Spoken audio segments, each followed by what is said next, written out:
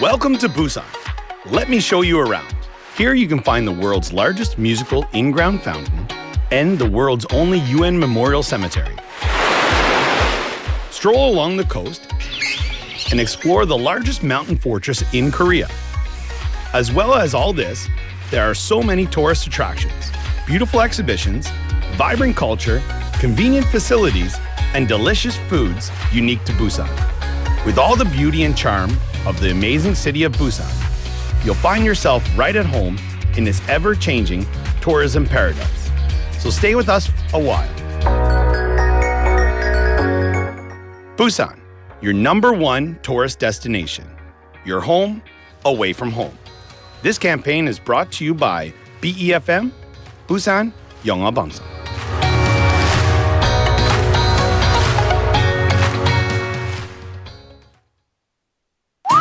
김밥가게 박 사장님도, 문구점 김 사장님도, 우리 부산의 경제를 움직이는 사람들.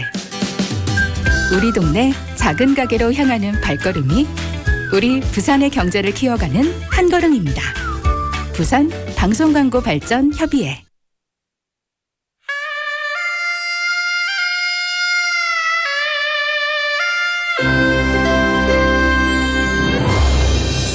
The time is now 7 o'clock.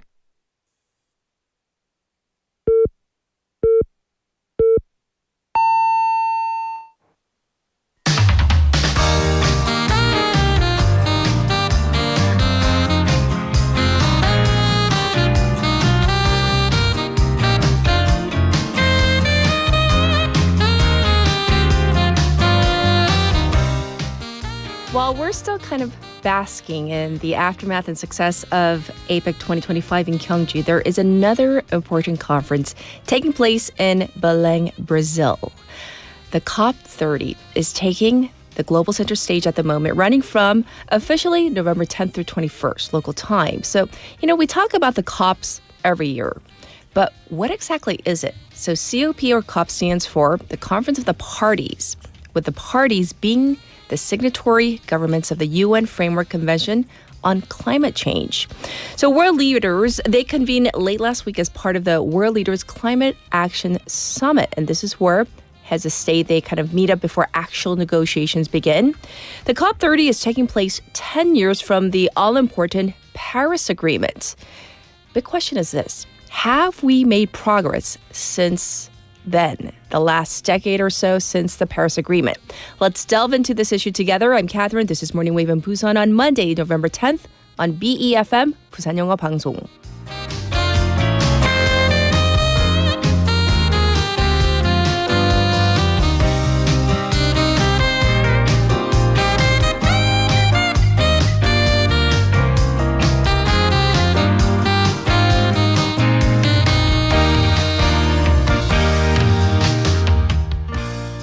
Good morning, Wavers. Welcome to our program. I hope you had a good weekend and are ready to kickstart our work week together. So the COP30, as I mentioned in the opening, or the United Nations Climate Change Conference has kicked off in Brazil with major events to come this week. So here, UN Secretary General started off with a harsh reality check that the world has failed to cap global temperature rises under 1.5 degrees Celsius, calling this a moral failure and basically deadly negligence. As this is going on, South Korea is in the process of determining its nationally determined contribution, NDC, which is essentially a goal for by how much we're going to be cutting our greenhouse gas emissions. So over the weekend, the ruling Democratic Party and the government decided that their NDC would be 53 to 61% cuts compared to the 2018 levels. This figure refers to how much the country should reduce its greenhouse gas emissions by 2035 in order to reach net zero emissions by 2050. Naturally, industries are opposed to this higher than expected rate of cuts, as they have been pushing for 48%. And this will affect how corporations might need to channel their investments down to the price of things like electricity and even electronics. And some say that this higher emissions cut could shake up the competitiveness of South Korean industries. And in reality, this would have to come with major reductions to fossil fuels for energy and also hasten the shift to electric vehicles or EVs. And many are asking the question, if the country has the infrastructure for these changes or whether the government has allocated enough of a budget to make these kind of changes. So going back to the COP30 and the failure by the international community to cap temperature rises at 1.5 degrees Celsius. Does this mean, to put it bluntly, that we're doomed? Is that what it equates to? Well, the UN Secretary General called for a paradigm shift to minimize the effects we have created thus far. And we have to ask if the goal that the governments are setting will amount to this paradigm shift. And so I know I threw a lot of questions out there for you. The whole point is this. It needs to be discussed. We need action, and we need to look back on our past actions and look toward our future goals as well. Anyhow, that's the main story. For our text topic, we are going to completely change the mood because later on, and you might have heard about, it's news related to this. We're going to talk about this, but yes, here we go. What is a song or artist that you have listened to the most this year? 자, 내가 올해 가장 많이 들은 노래 혹은 아티스트는? Can I go first? If I hear that song, I actually like Golden. I like the song, but I've heard it so much and so many covers of it. It's not that I'm sick of it because I think it's an amazing track. It's just, it's everywhere, right? And it may have died down a little, but still, people are still singing it. And also, we can't leave out the usual suspects. Like this year for me, I listened to definitely Beautiful Things by Benson Boone. That came up a lot. I think it was because of social media. That was everywhere as well. And of course, 아파트. That was everywhere too. So you can send in your messages to BFM's live stream live chat on YouTube. So go to the YouTube platform and type in BEFM 부산영어 방송 to find our channel. You can subscribe, log in, and chat with our other waivers. Also from your phone, pound 9050 shop 9050. That's going to cost you 100 won. You can also reach me for free through Kakao Talk. So to find our account, type in BEFM or 부산영어 방송, add us as a friend first, and then you can send in your messages, photos as well. The ways you can tune into Morning Wave in Busan, if you're in Busan, on the radio, 90.5 or 103.3 FM. And like I said, we are streaming live right now on YouTube. You can check us out later. Watch as many times as you want. Also, we have the BFM app, and we're available on the Popang app as well. Both are easy to download, and they're both free. Looking ahead to our Monday morning together. Well, we have Cultural Interlude with Michael, and we also have News in Depth with Claire. That's coming up in hour number 2. For our special interview today, we've been talking a lot about the elections in the U.S. There were some local elections, and especially the mayoral election for New York City. Yes, we know the results, and we've been talking about this, mayor-elect, but how might this also affect other politics and the way things might be going in the U.S. and future elections as well? We're going to find out in hour number 2. I'll be back with News Overview.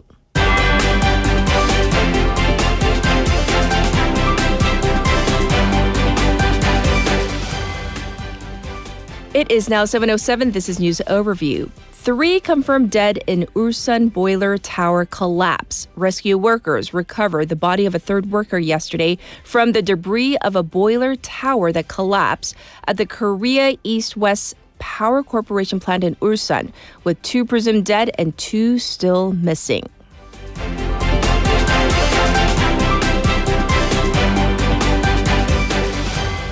Prosecution torn over decision to not appeal Daejangdong case.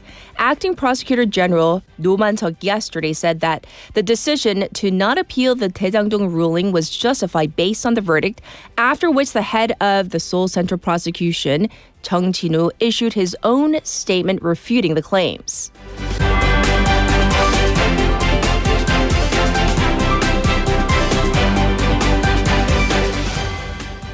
2 dead, 3 missing in Chinese boat capsize in the West Sea.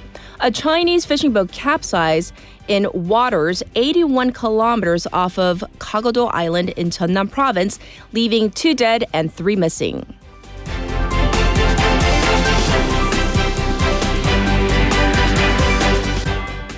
DP and government set sights on cutting greenhouse gases by 53 to 61%. The ruling Democratic Party and the government have agreed to reduce South Korea's nationally determined contribution, or NDC, for greenhouse gas emissions by between 53 and 61% by the year 2035.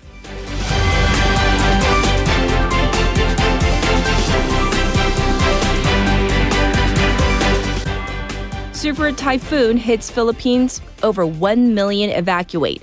At least 2 people have been killed and over 1 million people have been evacuated as Typhoon Fungwang made landfall on the east coast of the Philippines. And this was News Overview.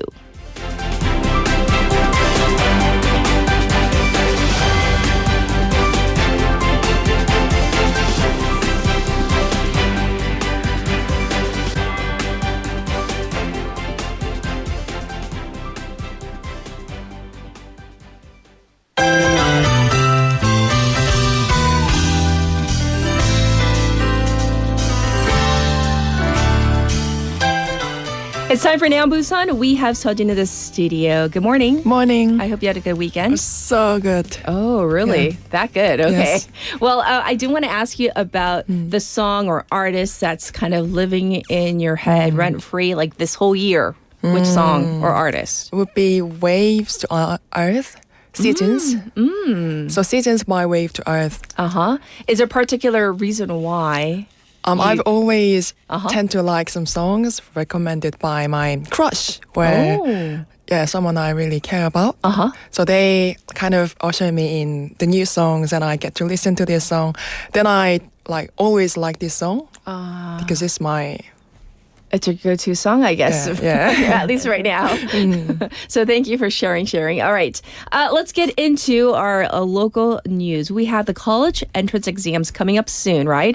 And Busan police are conducting extensive preventive activities. That's right. The Busan Police Agency have launched a special youth protection campaign from this month until February next year, during which we will conduct intensive prevention activities. Yes. So this is all ahead of the Sunung, the college scholastic ability test, and of course, the winter holiday coming up too. Yes, after exams, students often have more freedom and may become more vulnerable to risky situations. So the police are teaming up with other organizations to inspect harmful environment and offer crime prevention education. It aims to create a safe environment where young people can responsibly spend their period. Yes, and so did the agency say anything specific about all of this? An official said the period right after CSAT and during the winter break is when teenagers are more especially vulnerable to harmful environment. So not only the police, but also schools, families, and local communities must work together to protect them. Yes, indeed. I know this is like a really important test, so we need to be supportive regardless of the results of our young people. All right, next, it seems that Busan's local governments are finding creative ways to support young couples as the marriage rates start to kind of bounce back. Yes. Busan City is currently running a project called My Love, My Wedding, which allows young couples to customize public venues according to their taste. Yes. Public wedding venues. And nowadays, many couples want something simple yet personal. So the city is offering full support packages from studio photography and dress rentals to makeup and styling.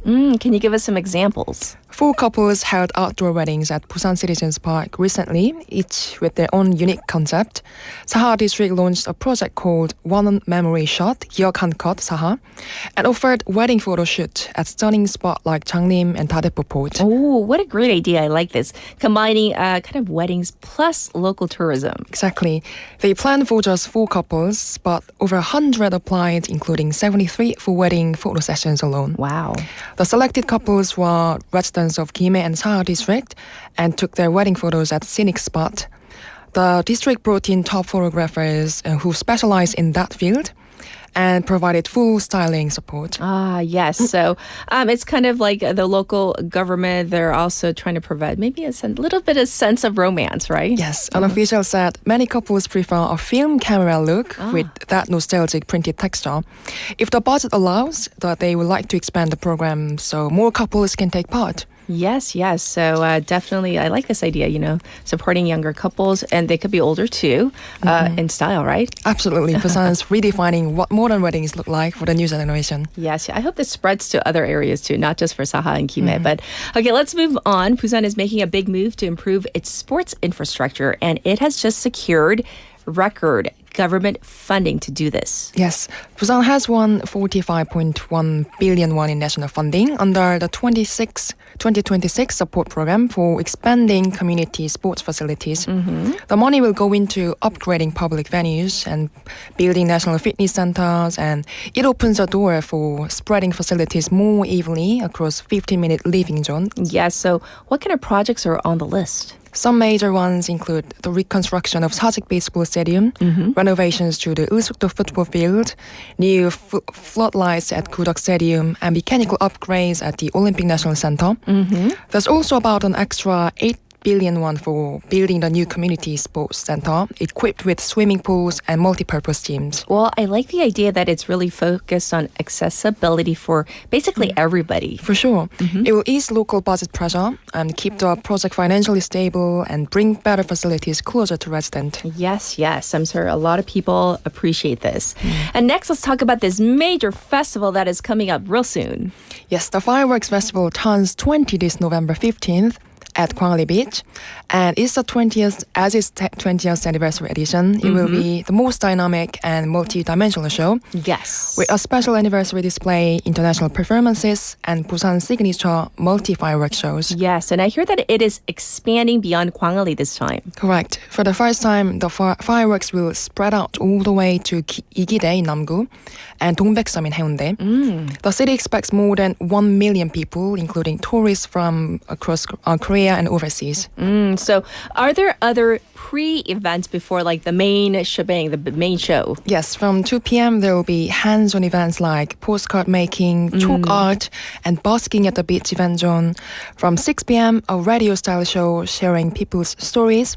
The main show begins at 7 p.m. with enormous fireworks spanning hundreds of meters lighting up the light sky. Yes, and of course, safety. This is a big focus as well. So what's happening? Expect extra large bursts, and with large crowd expected, Busan City and Busan Police Agency are deploying around 7,000 staff for crowd control and safety management. Yes, and once again, it's all upon all of us to make sure that we stay safe. So thank you for all the local news. We're checking with you tomorrow. Thank you, Sajin. Thank you so much. All right, I'll be back with your traffic and weather. Good morning. Good morning. 굿모닝입니다. Good morning. 좋은 아침입니다. Morning wave in Busan. Morning wave in Busan. Morning wave in Busan. Major news, local buzz, and expert takes. It's all here on Morning Wave in Busan. Brighten up your morning commute with Morning Wave in Busan. Morning Wave in Busan.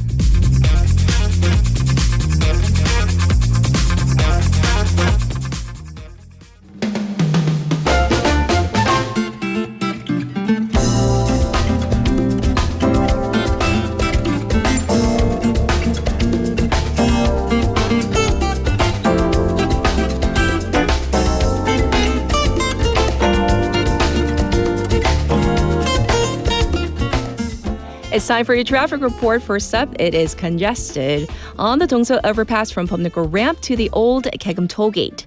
Also backed up on Mandok-dero from Minam to Mandok intersection. There's also traffic on Pyeonglo right around the Wondong ramp in both directions. And it's backed up on Gwanmun-dero from Pangnam Tunnel to Baegang Tunnel. Currently, it is 9 degrees Celsius under clear skies. It's going to go up to 15 today. So, yes, there is a sudden drop in temperatures this week. Across the nation, the cold air from the north has dropped temperatures nationwide with strong winds, yes, blowing across most parts of the country. So you know what to do. You need to layer up or even bundle up. This was your traffic and weather.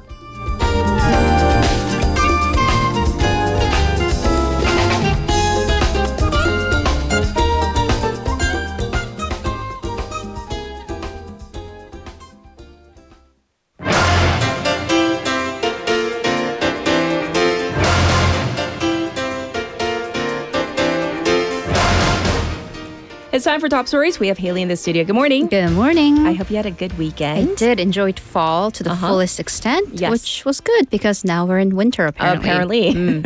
All right, so let's talk about the song or the artist that lives in your head. Well, 2025. not in my head, but I think externally forced upon me. Taylor Swift. Not hating, but it's been everywhere. Yes. Whenever you go on the socials, her new album's been playing behind every single reel or shorts. Yes. But then voluntarily, the artist that I've listened to the most, she's an indie artist, Chae-yuri. She's a Korean artist. And she, again, also her song Soup the Forest has been everywhere as well. But yeah, her other albums are great. Well, thanks for sharing. We need some updates from the Ulsan boiler tower collapse and the rescue work. Right, so we have a lot of news to go over this Monday morning. So we are talking about the 7 people who are buried under the collapsed rubble. 3 bodies have been found so far and recovered. So the latest, as you mentioned, to go into a bit of more specifics, the firefighters recovered the body of a 44-year-old worker surnamed Kim. And this came after 54 hours after the accident. So he's the man who was actually found fairly early on, just about an hour and 20 minutes after the collapse. But his arm was stuck under the rubble. And because of everything that was going on, safety and structural issues, the rescue workers couldn't get to him right away. And at the time, and this was such rapid development because he was conscious, able to carry on conversations clearly with the rescue workers. They were even able to give him some painkillers. However, he suddenly stopped moving and breathing at around 4 a.m. on Friday. And he was pronounced dead by a doctor who was on the scene some 53 minutes later. So as you also mentioned, there's the authorities have located 2 bodies of workers who are presumed to be dead and 2 more are still missing. Yes. So now that some time has passed since this accident, do we know about the cause of the collapse and any potential safety issues? In terms of the official cause, that'll still take some time to process. However, it's been pointed out that it seems like human causes have not maybe, if not caused the collapse, or at least contributed to the casualties. I see. So in the footage that we have from the accident, you see the upper steel structures of the boiler tower tilting, leaning one way, and the entire structure then collapses under that weight. And the thing is, when this was happening, no alarm sound can be heard. So the workers did not know this was occurring. Okay. So the Ulsan branch of the Korea East-West Power Corporation said that this collapse happened during what's called the pre-weakening stage of the structure before you dismantle the boiler tower. And 8 out of the 9 workers who were initially trapped, they were about 25 meters off the ground and they were using these oxygen cutters and 1 was on the crane. I see. So reports say that the workers were on different parts of the structure, cutting away at the structure. However, the authorities said that having all different parts sort of hacked away may have shifted the center of gravity, leading to the collapse. The fire department in the on-site briefing compared this to when you use an axe to hack away at a tree, and then the part that gets the more axes will tilt one way. I see. So they didn't follow regulations? It doesn't seem so because, again, the official cause will be determined. But from what we can see and from what experts and reports have weighed in, it is possible that the workers or the company didn't abide by the dismantling or demolishing plans and manual. So what the manual says under the land ministry, you take down structures from the top, floor by floor. Yes. Again, we're looking at oxygen cutters having been used at different parts of the building. So the police, the National Investigation Headquarters, and the Labor Ministry, they formed a joint team to investigate this case. And also the Labor Ministry has formed its own separate team to look into whether safety regulations had been followed or not. Right, and at this point, it does look more of a recovery effort than rescue. All right, we're going to move on and talk about our next topic. The prosecution has decided to not appeal this high-profile real estate development Daejangdong case. We've talked about it for months on end. And the blowback is huge. It is huge. So this is another complicated chapter onto this saga. So let me give you a little bit of background. So this still is a huge political scandal where private developers in the city of Seongnam, they colluded, now that we have the ruling, they colluded with city officials to create this incredibly skewed profit structure for private investors. And this was a public development project, Right. which resulted in massive losses for the city. So this happened while President Lee Jae-myung was serving as the mayor of the city. So in the first trial, the judge found former Seongnam Cities Development Corporation director Yoo Dong-gyu was guilty of professional breach of trust, and he received a sentence of 8 years in prison plus 400 million won in criminal fines plus 810 million won in additional penalties. Yes. For the private developer, Kim Man-bae, he headed this Hwacheondaeyu, the private equity firm. He was also sentenced to 8 years plus 42.8 billion won in penalties. 3 other defendants, attorneys Namuk and Chung Min-yong, accountant Chung Young-hak, who kind of orchestrated the details of the deal, Yes. they were also sentenced to prison sentences plus billions of won in penalties. So that's the ruling. The defendants, these 5, they appealed the case. Right. But in a surprising turn of events, the prosecutors did not. Okay, so we need to get into the legality of this because this is still going to be an appeals trial. Right. So on the first level, if there's going to be an appeals trial anyways, why does it matter? Well, it matters because it's important who lodged the appeals. Right. So it is now only the defendants, 피고, that have appealed the case. So the appeals court actually cannot issue a verdict that's heavier than the sentence they already received in the first trial. Okay. Because no side, meaning the prosecution, has requested a heavier sentence. So in the trial moving forward, the only available sentence that will be doled out will be the one that's the same as this one or lower. Hence, this is where this new chapter of controversy begins. Right now, we're getting into the who said what sphere. So because when we said the prosecution did not appeal the case, we're not sure whether it was the prosecution, the Justice Ministry, whom within the prosecution. Okay. So the prosecution, at least the investigation and the indictment team, they did plan to appeal the case. However, according to initial reports, Justice Ministry sent an opinion that it wasn't necessary. And this was apparently minutes before the deadline. So that caused an uproar within the prosecution and also in the political sphere. Yes. So again, the team that was in charge of investigating the case and handling the trial, they issued a statement early Saturday morning saying that the Supreme Prosecution and the Seoul Central District Prosecution leadership, they stopped them from filing for appeals via what they claim was improper directives. Okay. This is unprecedented for a working team, a prosecutorial team, to issue such a public statement in opposition of the leadership. Okay. The timeline continues. Later in the day, a Seoul Central District's chief prosecutor Chung Jin-woo on Saturday tendered his resignation. And then, part 2, yesterday, Right. another statements upon statements. That was because the acting prosecutor general, No Man-seok, he said that he deliberated. So he worked with the head of the Seoul Central Prosecution, Chung Jin-woo, and they together decided to not appeal. An hour after that, Chung issued yet another statement saying that's not what happened. Oh. Right. And again, unprecedented because the prosecution is a very hierarchy-based institution. Right. Usually we do not see such public dissent. And adding on another layer on top of that, the Justice Minister is scheduled to speak on the matter at 10:30 a.m. this morning. But of course, the controversy, I'm sure, will continue. For now, though, we're going to move on. Up next, we are still waiting on the document that finalizes the South Korea-U.S. trade deal. So we've been seeing this phrase, joint fact sheet, in the news lately. So what exactly is this? Right. Talked about for a while. We haven't seen the actual fact sheet. Apparently, this is still being worked on. So the joint fact sheet, number 1, it is not a legally binding document, but it is a document that summarizes key agreements and outcomes from negotiations. In this case, it would be the Korea-U.S. trade negotiations.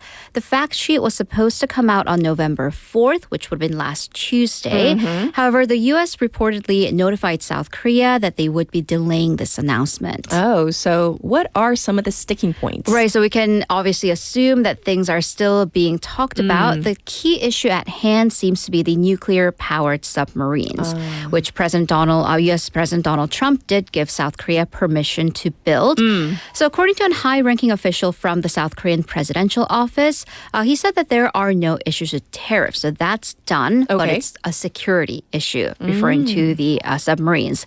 The officials said that there is apparently a need to reflect new issues that came out of the summit, and the U.S. is going through an input gathering process within its own department. So internal discussions are having had. Okay. Specifically, the original version supposedly contained something along the lines of the U.S. supporting expanding South Korea's authority on uranium enrichment and reprocessing of nuclear spent fuel. Okay. However, the U.S. Energy Department, which is in charge of the non-proliferation of treaty and non-proliferation policies, is said to have expressed some concerns. I see. Well, what about where to build this nuclear power submarine? Because at first it was like Philadelphia, or is it going to be in Korea? Where? Right. That's the big question. Right. So this was initially thought of as the issue because U.S. President Trump wrote on social media that the submarines will be built in the Philly shipyards. Yes. However, the presidential office actually drew a firm line about this, saying that it was actually already agreed during the summit that the submarines would be built in South Korea. Apparently, during the summits, we're getting a little bit of a glimpse of what happened. During the summit, President Trump mentioned the Philly shipyards, but President Lee Jae-myung responded, well, South Korean shipyards are excellent as well. So Seoul's position is that the submarine and the nuclear reactor would be built in Korea, but the enriched uranium would be brought in from the United States. Okay, well, we're going to have to see and wait and see. Exactly. Wait and see. We won't know until the papers are in our hands. Right. All right, for our final story, we're going to go to Japan, where the new Takaichi government is looking into a possible Japan first policy. Right. So the new Takaichi government is making waves in terms of how early Sanae Takaichi is going to office, which is apparently is 3 a.m. now, to what policies it's going to implement. Yes. So the Takaichi government is apparently looking to impose stricter measures against foreign nationals who violate Japan's laws, even implementing a possible quota for foreign nationals in the country. So she spoke at the first ministerial meeting on foreign nationals policy last month. Prime Minister Takaichi said that some members of the Japanese public feel anxiety and even a sense of unfairness due to the supposed illegal acts and rule violations committed by a small number of foreign nationals.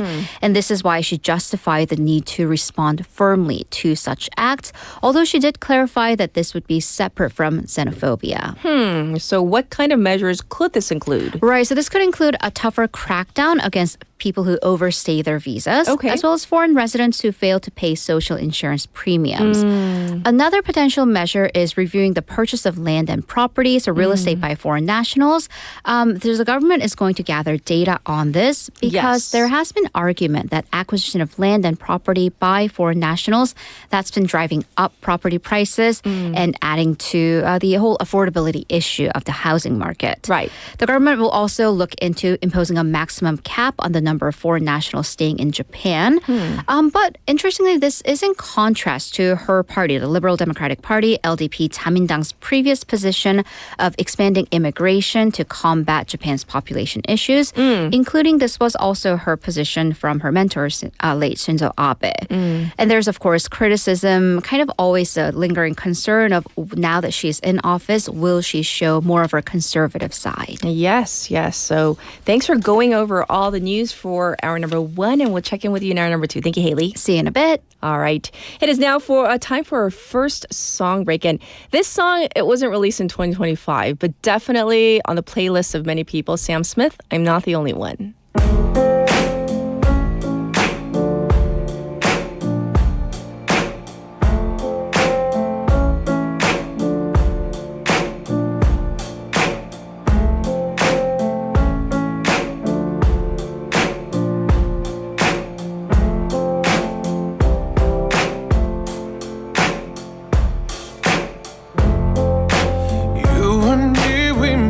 A vow,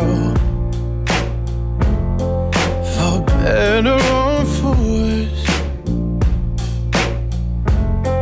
I can't believe you let me down, but the proof's in the way it hurts. For months on end I've had my doubts, denying every tear. I wish this would be over now, but but I know that I still need you here. You say I'm crazy, 'cause you don't think I know what you've done. But when you call me baby, I know I'm not the only one. You've been so unavailable. Now sadly I know why. Your heart is unobtainable, even though God knows you kept mine. You say I'm crazy, 'cause you don't think I know what you've done. But when you call me baby, I know I'm not the only one. I have loved you for many years. Maybe I am just not enough. You've made me realize my deepest fear by lying and tearing us up. You say I'm crazy, 'cause you don't think I know what you've done. But when you call me baby, I know I'm not the only one. You say I'm crazy, 'cause you don't think I know what you've done. But when you call me baby, I know I'm not the only one. I know I'm not the only one. I know I'm not the only one. And I know, and I know, and I know, and I know, and I know, and I don't know. I know I'm not the only one.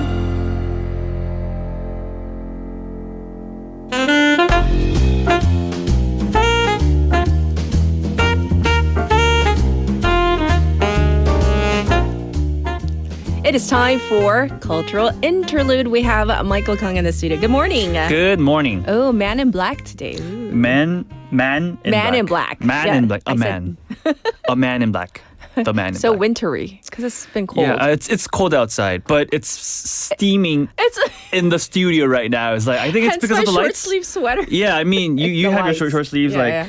I have nothing to Cold, change well. into, Yes. so I have no choice. But Right. it's good. It's good. Yeah, yeah. So I do want to ask you because you're so in the you're a musician. So is there a particular song or artist that you have on like constant replay for the year 2025? What was it? 2025. Okay, so I mean, this year it's been like, there's been a lot of things happening, Yes. and I've been like, I think this was one of the busiest year. So like I had to listen to something that really brings me the energy. Oh. So I forget the name of the artist, but I'm sure the waivers know the song. Okay, when I what just is tell it? them the title. I Got a Feeling. Uh-huh. You remember that? Oh, wait, kind of Bum bum.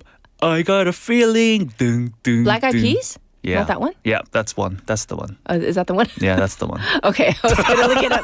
I got a feeling. It's a very, very old song. Yeah, now, yeah. But still, Black Eyed like Peas. it's good enough to. It gets you going. It pumps. yeah, right? And I would listen to it every Friday Yes.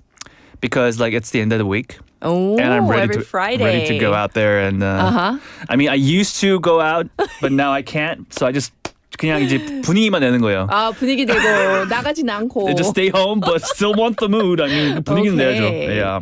You know what song also like was living in my head for? It was like the beginning part of 2025, right after Super Bowl. Was it Kendrick Lamar? Not Like Us. Oh yeah. That song. Yeah, was that, everywhere. I mean, I mean, I think almost every song that was performed at the Super Bowl kind of gets into you for a while. Right, and everybody was doing that walk. Yeah. Right? I remember that specific year. I don't know which year that was, but but it was a year with Beyonce and I think it was Bruno Mars, and there was Coldplay as well. Oh, it's like three biggest artists in the world like just coming together, and they sang what Uptown Funk. Oh, remember that? Yeah, that like stayed with me for like 2 years. Oh, 2 years in my 2 head. years. Like, Wow. Uptown. For 2 years. Yeah. Wow. Yeah, the influence of the Super Bowl. Yes. Definite. Yes. All right, we're going to dive into our segment, Cultural Interlude. So what do you have for us today? Yeah, so today we're diving into one of Seoul's most heated urban and cultural debates. Yes. So here's a question to you and the waivers out there. Do you think it's acceptable to build high-rise buildings, skyscrapers, right across from a UNESCO World Heritage Site? Oh, we're going there. Yeah, it's a topic. It's a very hard topic, very debatable, right?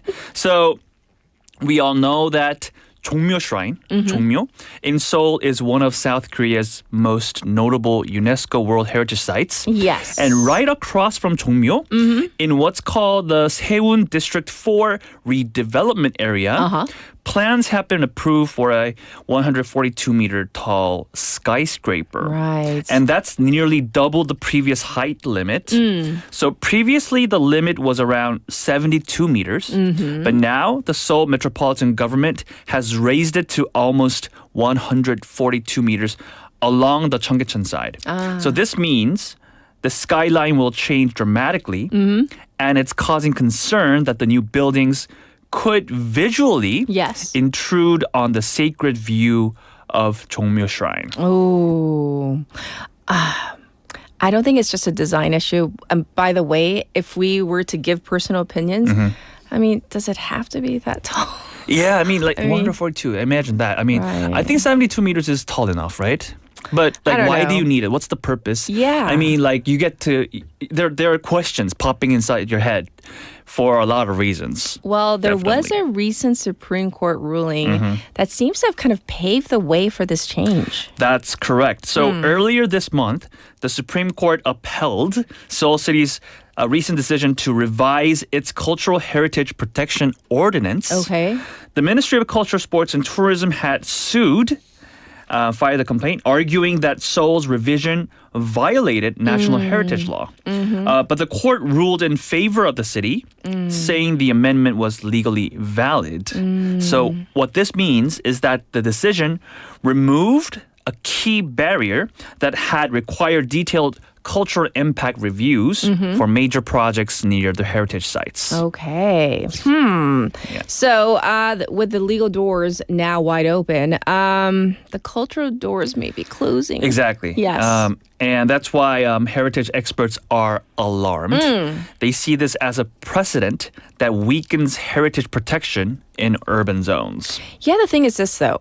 You know, we both seem to be kind of leaning towards, well, shouldn't we, preserve, protect? But not everyone is opposed to this project, especially the residents who have waited apparently, 2 decades for redevelopment. Yeah.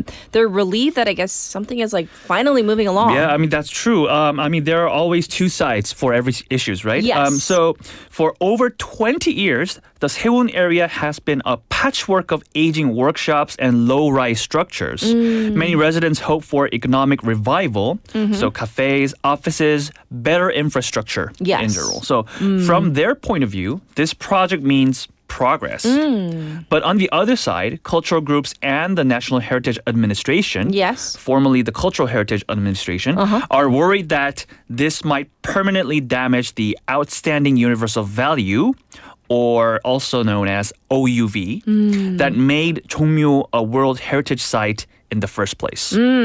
So I do want to actually go over why this Jongmyo Shrine is so special, why it's meaningful and symbolic. So can you remind our listeners? Yes. So Jongmyo is not just an old building, obviously. It's the royal ancestral shrine of the Joseon dynasty. Right. It houses the spirit tablets of kings and queens, and its ceremonies have been performed continuously for centuries. Yes. And it's actually Korea's first UNESCO World Heritage Site. Listed in 1995 alongside 불국사, 석굴암, and 해인사's Tripitaka Koreana. Right? 팔만대장경, right? UNESCO praised 종묘 for its spiritual continuity and Confucian architectural simplicity and deep integration with nature. So all of this could be visually compromised if a 142-meter tower rises in the background. So it's not just like about the physical proximity, like how close it is, but also kind of the visual harmony, can I say? Yeah, right? precisely. Heritage experts call it the view cone, the sight line and atmosphere that connect a cultural site with the surroundings. A skyscraper piercing that line could change the entire emotional and cultural experience of Cheongmyo. Right. So those are definitely some of the concerns. Yeah. And I understand that the National Heritage Administration has raised the alarm internationally, saying that a World Heritage Impact Assessment, or HIA, must be carried out. So what does that mean practically? Yeah. So an HIA is basically an environmental review, but it's for cultural impact. Right. So it's required by the new World Heritage Special Act, which came into effect last year. Before any large-scale development near a UNESCO site, local governments must study whether the project would harm the site's universal value. Okay. So in this case, the Seoul government insists that the Sewon 4 site lies beyond the 100-meter buffer zone set by law. It's roughly 180 meters away from Cheongmyo. So it's like, so they argue they're not legally obliged to conduct that evaluation. But I mean, maybe legally I get it.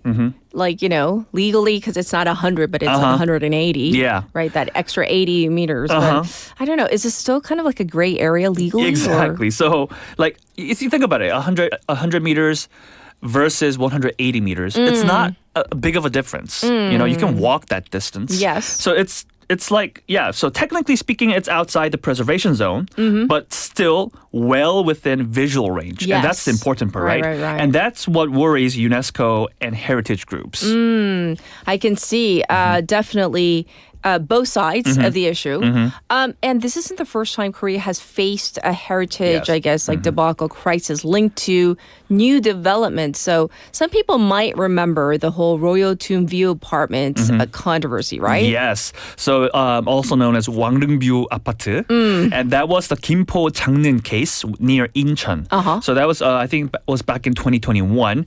Apartment buildings there were constructed just 450 meters from a royal tomb, which is also a UNESCO site. Right. The developers failed to secure proper approval, and the uproar became known as the 왕릉뷰 아파트 scandal. So it was a lesson in how unchecked development can backfire.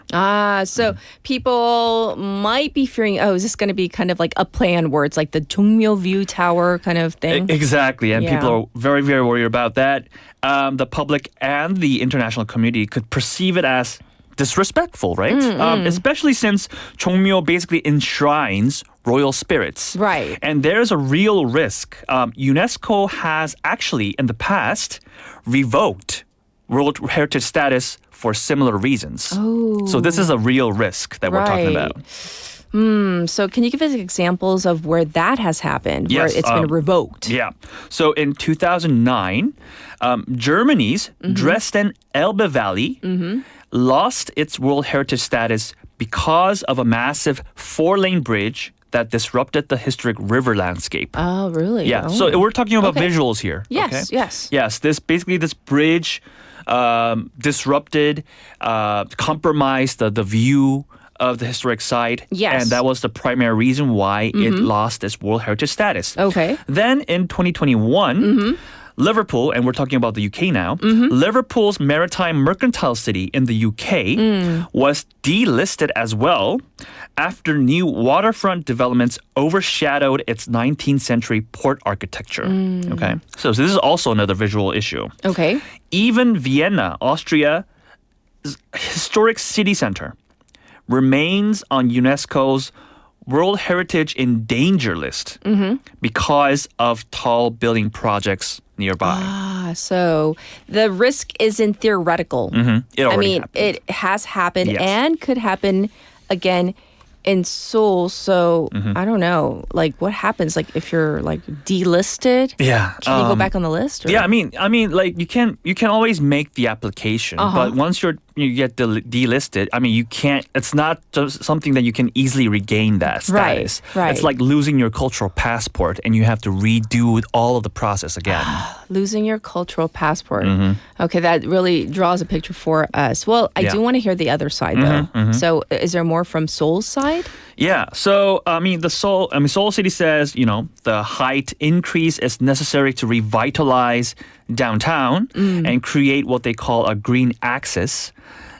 Linking Jongmyo and Namsan. And they argue that the design won't obstruct key sightlines thanks to updated angle of view standards. And I mean, there's some logic. I mean, urban centers do need vertical growth and economic revitalization. But Seoul also claims that it conducted 13 rounds of heritage reviews since 2004 and that earlier height restrictions made the project unviable. Okay. However, critics argue that angle of view calculations can be manipulated by choosing convenient vantage points, right? So while it sounds scientific, it's also somewhat subjective, and there is always room for controversy here. Yes. And once again, I do understand from the residents' side where they have been waiting for decades, for years upon years for this redevelopment. Okay, so when you stand in front by the way, waivers, have you been to the Jongmyo Shrine? I mean, it's incredibly peaceful. Yes, it is very peaceful. And I feel like when you're there, it's kind of like you're there and it's like a time slip kind of where you're kind of taken back in history. Exactly. To me, that's what it felt like, right? So, I don't know. There's a lot at stake here. Absolutely. And it's not only a question of bricks and steel or economy or whatever. It's about cultural memory and spiritual atmosphere, as you just said. Imagine performing an ancestral ritual under the shadow of a glass skyscraper, right? That would really change the entire meaning of the place. Right? So once again, not just about like the angles or the height of a building, but like kind of the identity. Yes, exactly. So Jongmyo symbolizes Korea's Confucian roots, respects for ancestors, and continuity through centuries. Yes. And losing that harmony for short-term profit, in relatively speaking, would be a tragedy. I have a question though. What happens next? Good question. Many things can happen, but there is one big thing that I would like to share. So UNESCO might be able to intervene. Oh, okay. And they have done this already for a long time. So UNESCO can request a reactive monitoring mission, which means, basically sending experts to Seoul to assess the situation. If they find that the project threatens the site's value, they can put Jongmyo on the World Heritage in Danger list. Or even start delisting procedures. Which we don't want. So, and meanwhile, the National Heritage Administration insists on a full impact assessment before any construction begins. And just to reaffirm, in Seoul City, so they're still holding their ground. Okay.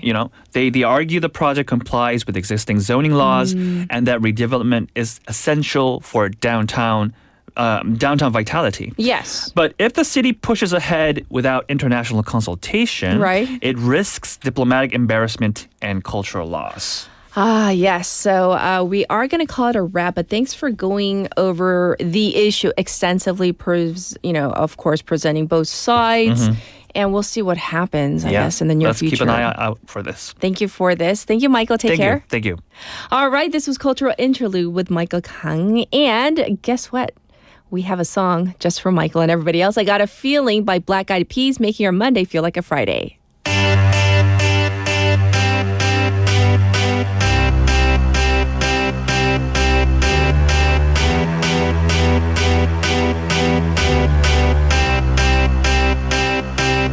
I got a feeling that tonight's gonna be a good night. That tonight's gonna be a good night. That tonight's gonna be a good night. A feeling that tonight's gonna be a good night. That tonight's gonna be a good night. That tonight's gonna be a good night. Tonight's the night. Let's live it up. I got my money. Let's spin it up. Go out and smash it. Like, oh my God. Jump out that sofa. Let's get up. I know that we'll have a ball if we get down and go out and just lose it all. I feel stressed out, I wanna let it go. Let's go way out, spaced out, and losing all control. Fill up my cup. Mazel tov. Look at her dancing. Just take it off. Let's paint the town. We'll shut it down. Let's burn the roof. And then we'll do it again. Let's do it. Let's do it. Let's do it. Let's do it. And do it. And do it. Let's live it up and do it. And do it. And do it. Do it. Do it. Let's do it. Let's do it. Let's do it. 'Cause I got a feeling that tonight's gonna be a good night. That tonight's gonna be a good night. That tonight's gonna be a good night. A feeling that tonight's gonna be a good night. That tonight's gonna be a good night. That tonight's gonna be a good night. I feel tonight's the night. Hey, let's live it up. Let's live it up. I got my money. Hey, let's spin it up. Let's spin it up. Go out and smash it. Smash it. Like oh my God. Like oh my God. Jump out that sofa. Come on. Let's get off. Fill up my cup. Drink. Mazel tov. Look at her dancing. Move it. Just take it off. Let's paint the town. Paint the town. We'll shut it down. Shut it down. Let's burn the roof. And then we'll do it again. Let's do it. Let's do it. Let's do it. Let's do it. And do it. And do it. Let's live it up and do it. And do it. And do it. Do it. Do it. Let's do it. Let's do it. Let's do it.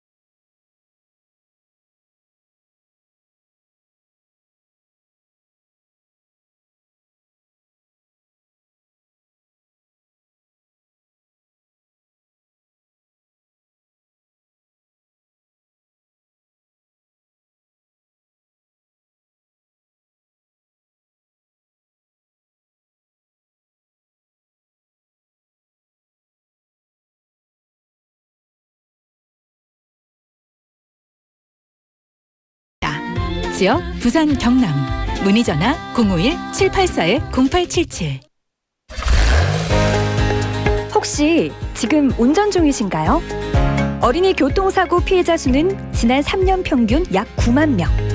특히 어린이 보호구역 안전기준이 강화된 이후에도 어린이 보호구역 내 사고는 지속적으로 발생하고 있습니다. 스쿨존에서는 반드시 시속 30km 이하 서행, 스쿨존 내 불법 주정차 금지, 차량 출발 전 앞뒤 좌우 살피는 습관으로 어린이가 안전한 도시를 만듭니다. 참, 운전 중 휴대전화 사용은 모두에게 위험합니다. 우리 모두를 위한 교통안전, 나부터 실천하면 모두가 안전해집니다. 어린이가 안전하게 뛰어놀 수 있는 부산. 아이 키우기 좋은 도시는 우리 모두의 미래이자 희망입니다. 이 캠페인은 어린이가 안전한 부산을 만드는 은행, B&K 부산은행과 함께합니다.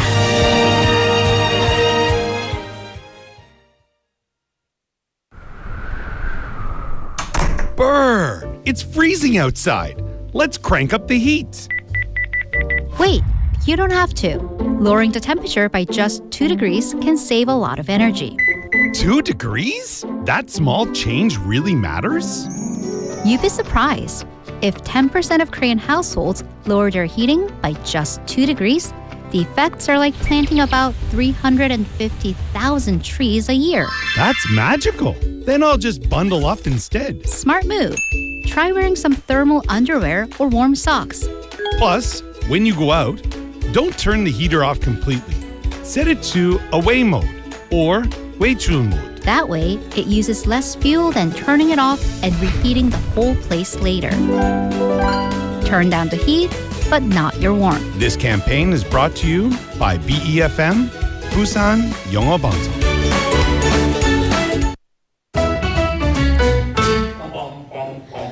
Want to be a friend of BFM Busan Yeongo Bangsong? You can chat with BFM through our Kakao Talk service. You can share your messages and photos through Kakao Talk, and you can easily become BFM's Kakao friend by searching BFM through the Find a Friend option.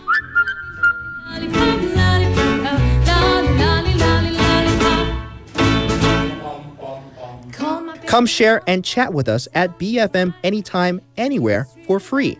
Don't forget to add BFM Busan Yeongo Bangsong to your Kakao friends list. Man, I haven't got a chance. I call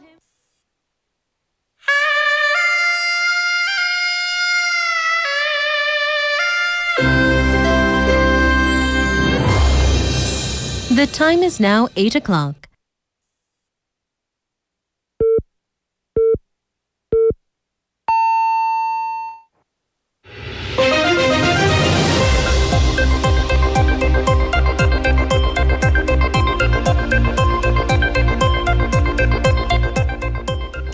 Welcome back, everybody. It is hour number 2 for Morning Wave in Busan. This is Spotlight News.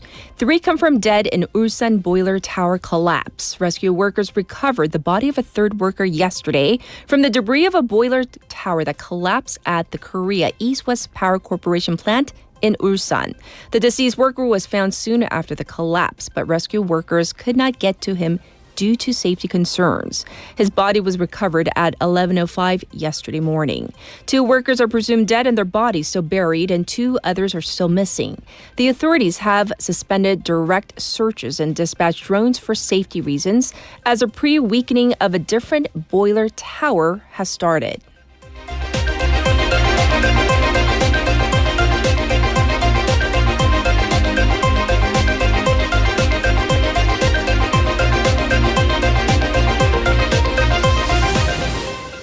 Prosecution torn over decision to not appeal Daejangdong case. Acting Prosecutor General No Man-seok yesterday said that the decision to not appeal the Daejangdong ruling was justified based on the verdict, after which the head of Seoul Central Prosecution, Chung Jin-ho, issued his own statement refuting the claims. Controversy has been rising over the prosecution's decision to not appeal the Daejangdong development scandal ruling, including 8-year sentences for Kim Man-bae, the top shareholder of asset management firm Hwacheondae, and former Seongnam Development Corporation Yoo Dong-gyu. Justice Minister Chung Sung-ho will hold a press briefing this morning to speak on the matter following the controversy.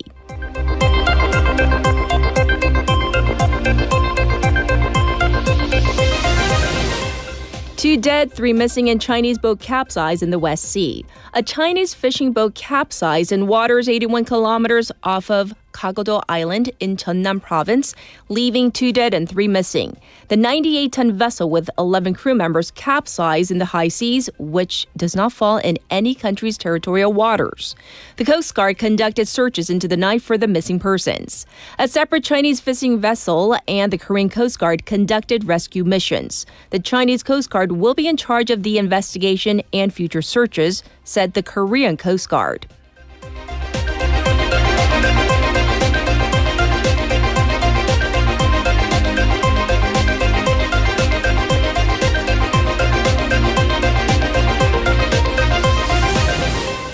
DP and government set sight on cutting greenhouse gases by 53 to 61%. The ruling Democratic Party, DP, and the government have agreed to reduce South Korea's nationally determined contribution, or NDC, for greenhouse gas emissions by between 53 and 61% by 2035. This is higher than the government's previous proposal and reflects recommendations from the Intergovernmental Panel on Climate Change, the Constitutional Court's ruling, and domestic industrial conditions, according to the party and the government. The two entities will also seek to ease separate taxation on profits from dividends to 25% in order to help boost the stock market dividends.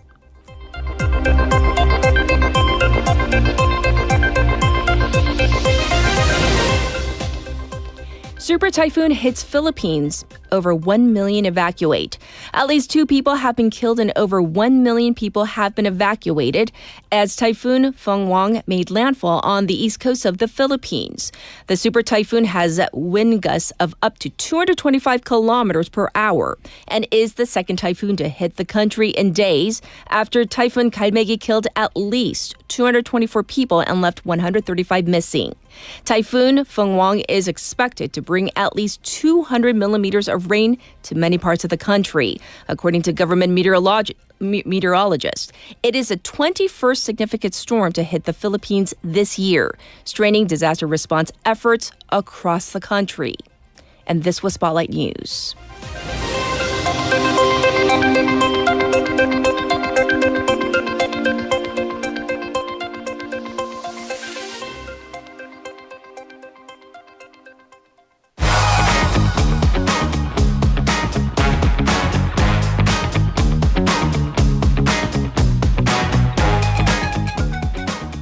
It's time for Wago. Haley's back. Hello again. Yes. So our first story, we did cover some of it with Michael, but we're going to cover it in a different angle for 와글와글. It has tongues wagging all over, not just in Seoul, but across the country. This whole debate about easing building height limits around a UNESCO heritage site, right? Right. So Michael gave a great overview and the cultural background of why this is so controversial and what's been happening thus far with Seoul City's height easing with development plus a Supreme Court ruling. But let's go to what's been said since then. So the newsy, woggly aspect of it. Yes. So the Korea Heritage Service and the Ministry of Culture, they've jointly warned that they will review all available responses to Seoul's action. Specifically, Culture Minister Choi Bi-young held a press conference at the shrine on the day after the Supreme Court ruling came out last week, and he expressed concerns about the possible damage to the value of this sacred heritage site. Right. So Choi said that he cannot comprehend Seoul City's notion that having, quote, just a little bit of authority would lead it or cause it to do whatever it wants to. Oh. So very strongly worded statement there. Yes. And he also asked the Korea Heritage Service Chief Min to promptly review all available measures. And Ho also criticized Seoul City for not doing its job to protect cultural heritage sites. Yes. The Korean Archaeological Society, they also released a statement firmly condemning the plans to mar Jongmyo's dignity and value, that this attempt to build a high rise blocking the view in front of Jongmyo is cutting out the country's cultural memories. Yes. And it seems that, the cultural authorities, they're not going to back down, right? No, but the thing is, Seoul City isn't either. So upon this controversy, Seoul Mayor Oh Se-un called for calm dialogue. Right. He wrote on social media that the culture minister's comments seriously distort the intent behind the development project. And his argument is that the development project will make Jongmyo's cultural values shine by bringing more people into the area. So we'll, of course, keep tabs on this story.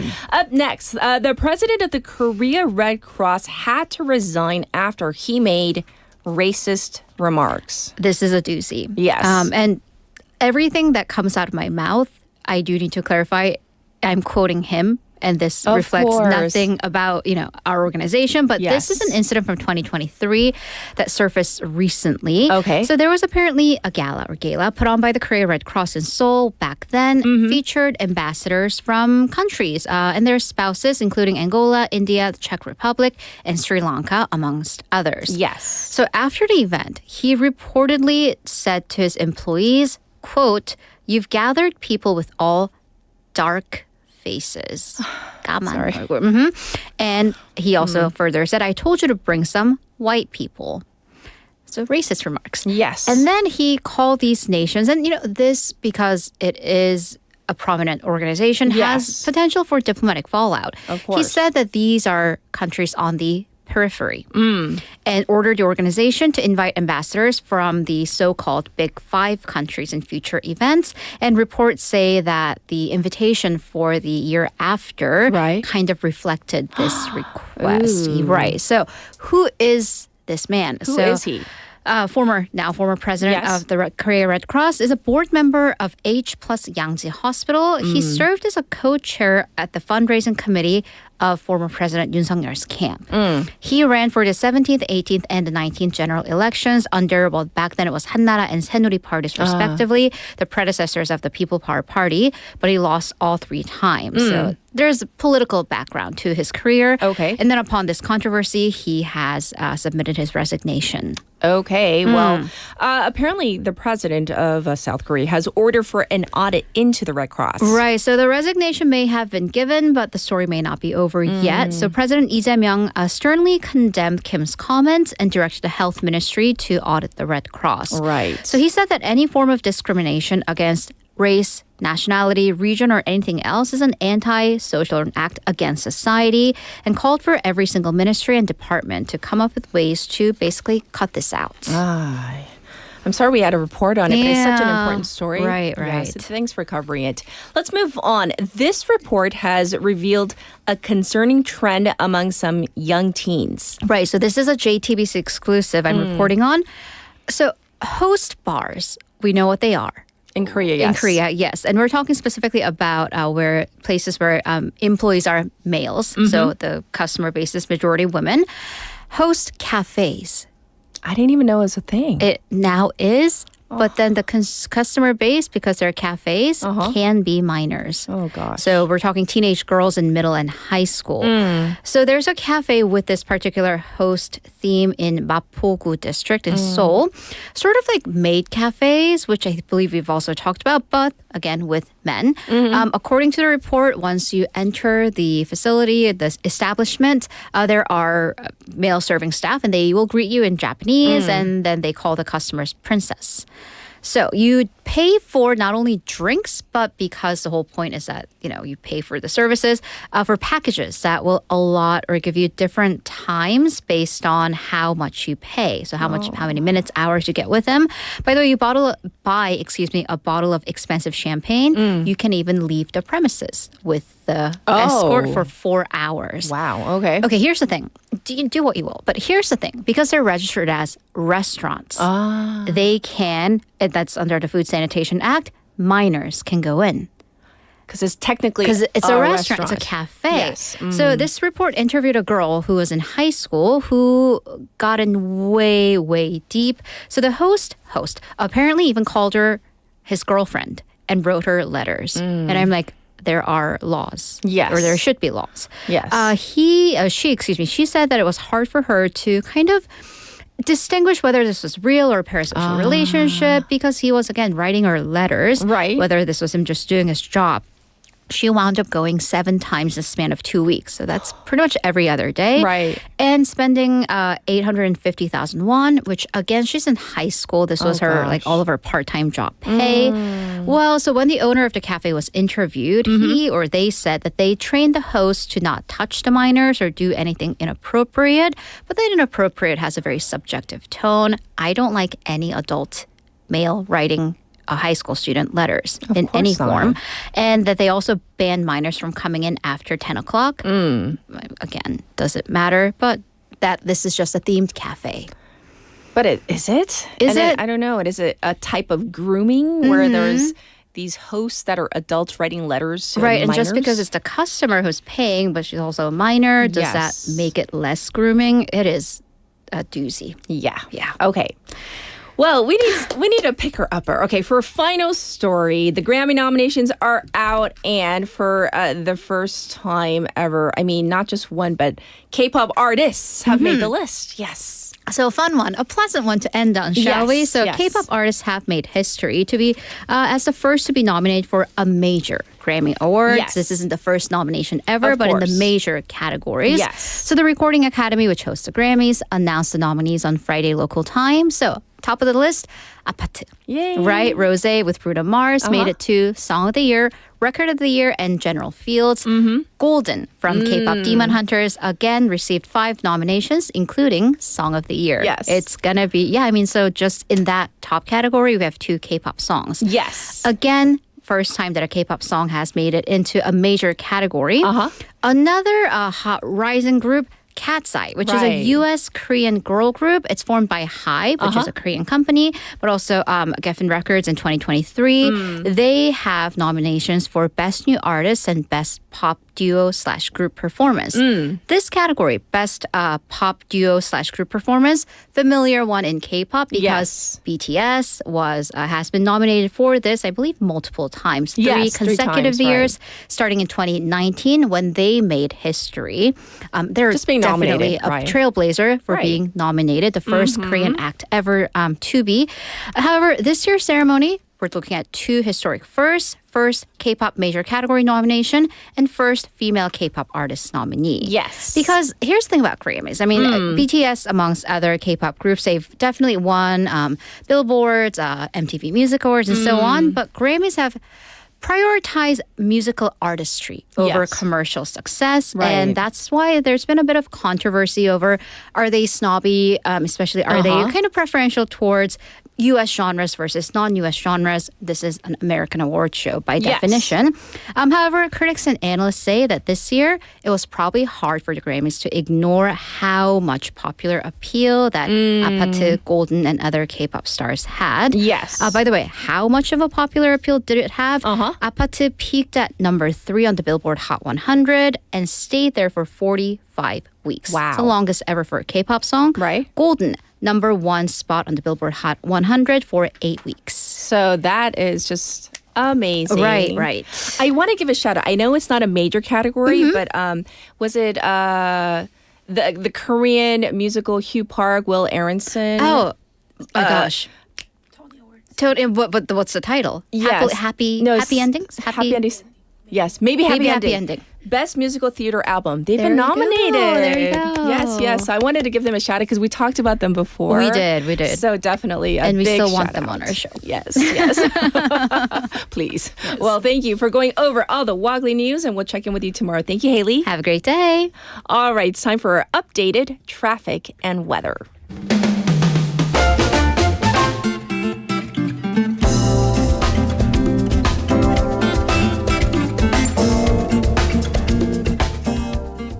It is now 8:15. Here is your traffic update. There is a broken down cargo truck on Gwanmun-daero going towards Dangam right before the Baegang Tunnel toll gate. So please be aware of this area. It's congested on Byeonglo from Mangmi ramp to Wondong ramp. Backed up on Manduk-daero from Manduk Tunnel number 2 to the Manduk intersection. There's also traffic on Chungnyeol-daero from Minam intersection to Daesung intersection. Please also note that the city will shut down Sasang Bridge. So that's the Sasang Yukgyo on the Dongso overpass coming into the city. That is from 10 p.m. tonight to 5 a.m. tomorrow morning for repairs and maintenance. Currently, it's 10 degrees Celsius. It's going to go up to 15 across the nation. It is cold because the north has dropped temperatures. The cold air from the north has dropped temperatures nationwide with strong winds across most parts of the country. So this was your traffic and weather.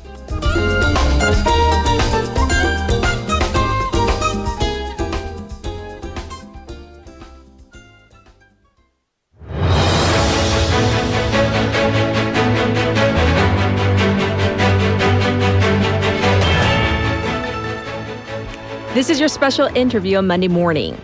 On November 24th local time, the Democratic nominee Zohran Mamdani made history by becoming the new mayor of New York City. So he is a self-described democratic socialist.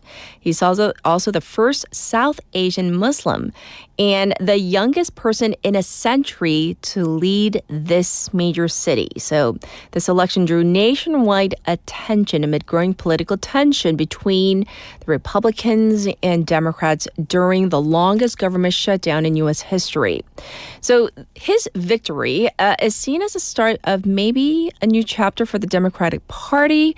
So we're going to take a closer look at what his win means and, of course, how this might affect future politics as well. Joining us today is Professor Alex Kina, Assistant Professor of Political Science at Virginia Commonwealth University. Hi, welcome to the program. Hi, thank you so much for having me. Good morning. Yes, good morning to you. So, Professor, if you could give us a brief overview of Mamdani's background, who is he, and maybe also his political journey? Sure. Yeah. So it's a pretty remarkable story. He was actually born in Africa, in Uganda, to Indian parents.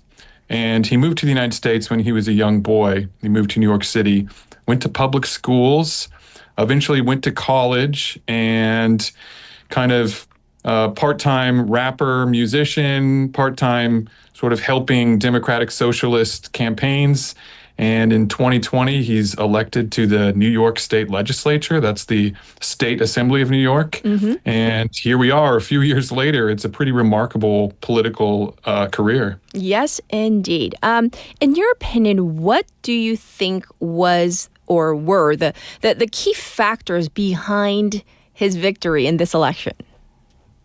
I think he focused on issues, and it seems kind of simple to say issues, but in the United States, a lot of the campaigning over the last decade or so has been more about identity politics and some of these cultural issues that are somewhat abstract. And Mamdani actually focused on actual policies and issues that affected ordinary people in New York. Yes, indeed. And so how realistic, though, are some of his pledges? Because, for example, if I have my information correct, buses for free buses, or universal childcare, or freezes on rent. I mean, in theory, they all sound pretty good, but in reality, is this doable? I think so. I'm here in Richmond, Virginia, which is a few hours south of New York, and our buses are free here. It's actually increased ridership. And in the United States context, we are such a car-heavy society. We're so used to our cars that public transit is something that we all are trying to encourage because obviously there's only so many cars that can fit on the road. But in New York City, it costs quite a bit of money for a working class family. And so it's not that abstract. And in New York, they do have rent controls on some apartments. And so that would be within the mayor's authority to set those rent increases. So it's not that extreme, really. And of course, universal preschool. I mean, the United States is one of the countries that doesn't do this, but it's quite common in other parts of the world. Okay, well, I do want to address some of his critics who say that his agenda is socialist, if not communistic. How would you interpret that criticism? Does it have real bite in terms of criticizing his policies and his outlook? Well, he's definitely a socialist. He calls himself a democratic socialist, which is an important distinction. And I think the communist label is more about his opponents trying to stir up bad memories of the Cold War when the United States was in a competition with the Soviet Union. But of course, communism is something different altogether, and Mamdani doesn't endorse communism. But in the context of the United States, socialism has that sort of appeal because for many years we've sort of underinvested in the social safety net here. In the United States, we don't have access to universal health care. You have to buy insurance.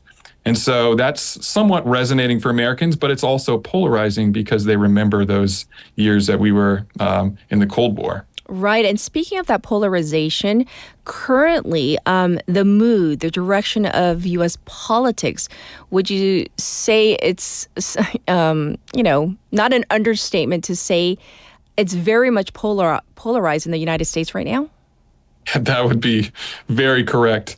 And I think there's a sense of frustration because ordinary people on a day-to-day basis get along pretty well. And even, in my neighborhood, for example, outside of Richmond, Virginia, there's Republicans and Democrats, and we're all friends. But to see politicians not being able to cooperate and get along, there's a real sense of frustration in the country that the politics doesn't translate to a functioning democracy. Yes. And I'm thinking that with the government shutdown right now, the federal U.S. government shutdown, that's not making things any better right now.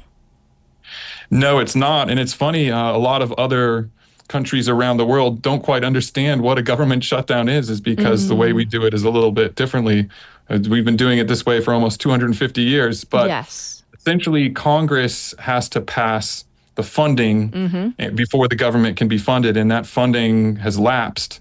And so in the past, if there has been a shutdown, that's when the funding has lapsed. The two parties quickly figured out some compromise, but that's not happening now, and it's more of this sort of brinksmanship where both sides are digging in, and on the Republican side, my understanding is that President Trump is not allowing the Republicans in Congress to negotiate.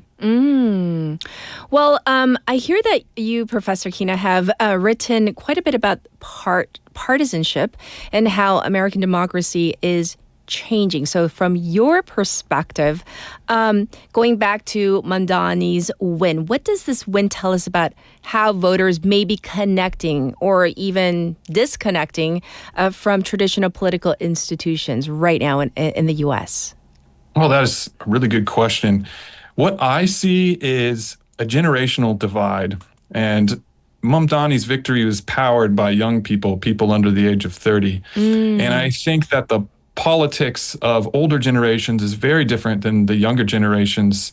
The younger generations have seen a lot of crises. They've seen a lot of this political dysfunction. And so this shows future candidates, that if they focus on issues that are simple, that people can understand, that resonate with ordinary people, then that may be an alternative way to win elections as compared to focusing on these cultural wedge issues that the political parties have focused on for a long time now. And as we wrap up our discussion today, Professor, looking ahead, what major challenges do you foresee as he navigates his way as he becomes the next mayor of New York City?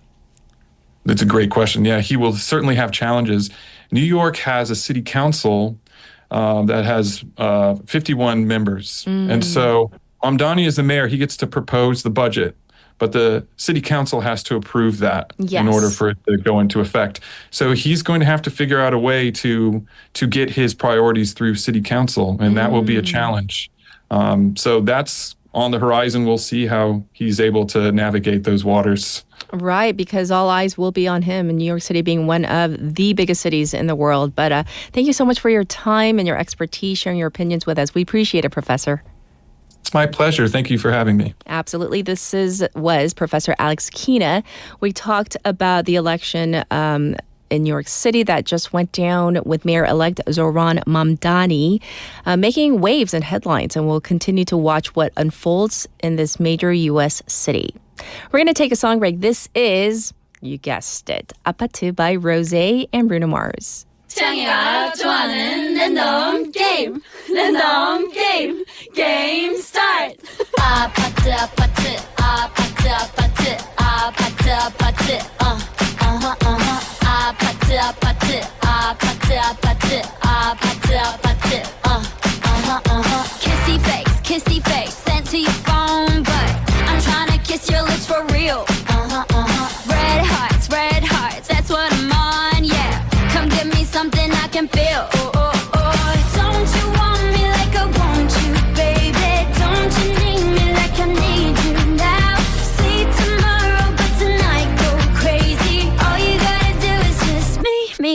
at the 아파트 아파트 아파트 아파트 아파트 아파트 아파트 아파트 아파트 아파트 아파트 아파트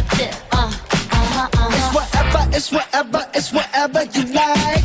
Turn this opposite into a club. I'm talking drink, dance, smoke, freak, party all night. Come on, come back, girl, what's up? Oh, oh, oh, don't you want me like I want you, baby? Don't you need me like I need you now? Sleep tomorrow, but tonight go crazy. All you gotta do is just meet me at the 아파트 아파트 아파트 아파트 아파트 아파트 아파트 아파트 아파트 아파트 아파트 아파트 Hey, so now you know the game.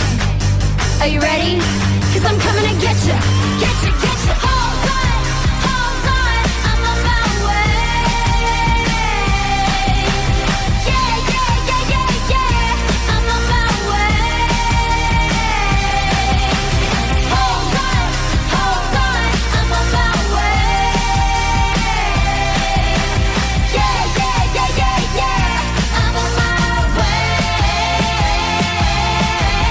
Don't you want me like I want you, baby? Don't you need me like I need you now? Sleep tomorrow, but tonight go crazy. All you gotta do is just meet me at the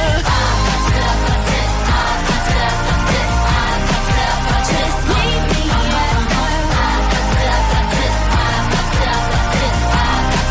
Just meet me at the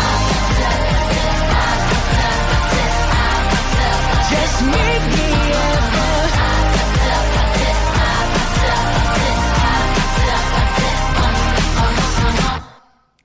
All right, welcome back, everybody.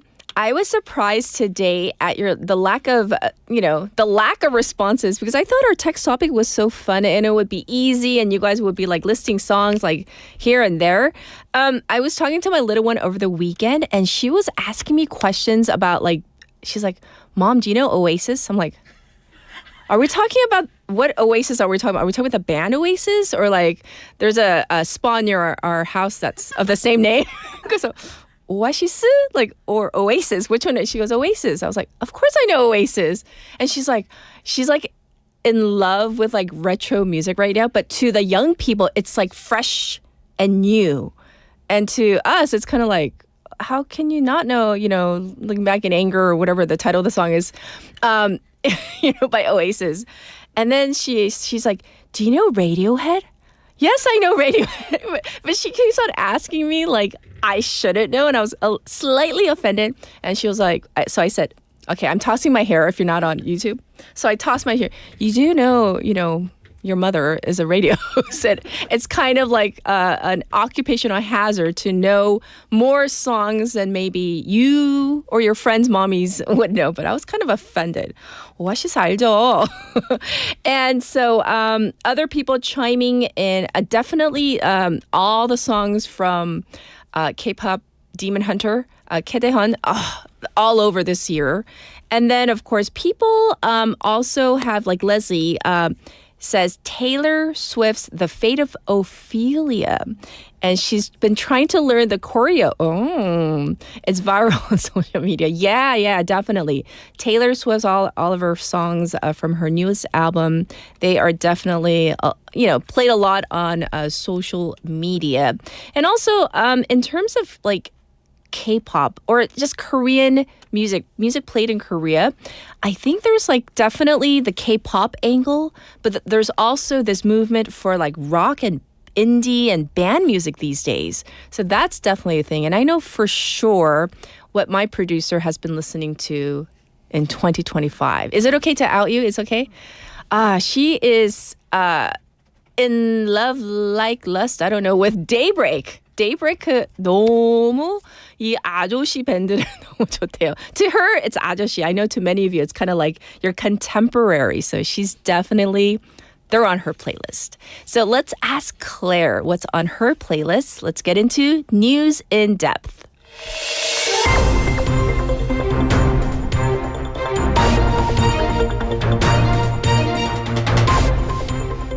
It's time for News in Depth. We have Claire in the studio. Good morning. Good morning. How are you? Good. How are you? I'm okay. And so let's get your take.